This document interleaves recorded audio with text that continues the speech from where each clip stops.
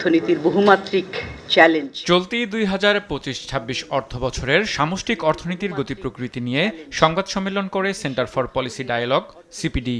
এ সময় অর্থনৈতিক চ্যালেঞ্জ ও তা উত্তরণে করণীয় তুলে ধরা হয়। এই চাপগুলো দৃশ্যমান হয়েছে।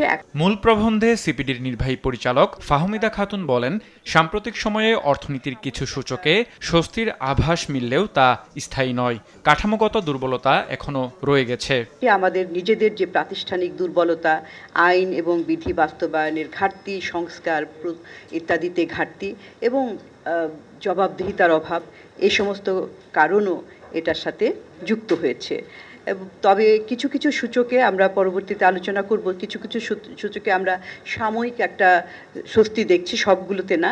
ফাহমিদা খাতুন আরও বলেন, ব্যাংক খাতে সংস্কার অব্যাহত রাখার পাশাপাশি ঋণের ক্ষেত্রে রাজনৈতিক হস্তক্ষেপ বন্ধ করা জরুরি।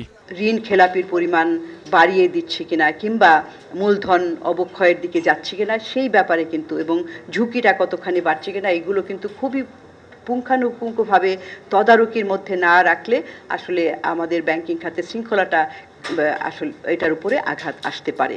আর জোরপূর্বক শ্রম ইস্যু সামনে এনে যুক্তরাষ্ট্রের অতিরিক্ত শুল্ক আরোপের চেষ্টা রপ্তানি আয়ে নেতিবাচক প্রভাব ফেলবে বলে মনে করেন সিপিডির সম্মাননীয় ফেলো মুস্তাফিজুর রহমান। এটাকে দেখিয়ে এটার সুরাহা হিসাবে আমার দেশের রপ্তানির উপরে অতিরিক্ত শুল্ক আরোপ করবে কিনা, এটাই হলো প্রশ্নের ব্যাপার। এছাড়া রপ্তানি বহুমুখীকরণ, এলডিসি উত্তরণের যথাযথ প্রস্তুতি, রেমিটেন্স ও ঋণ প্রবাহ সহ আর্থিক খাতের সংস্কারে নজরদারি বাড়ানোর পরামর্শ দিয়েছে সিপিডি। তাদেরকে কিছুটা স্বস্তি দেওয়া যায় নাকি সেটাও আমাদের কাছে মনে হয়। আরাফাত ইসলাম, দেশ টিভি, ঢাকা। ব্যবহার করে সেই স্ল্যাবের উপরে কি বিদ্যুতের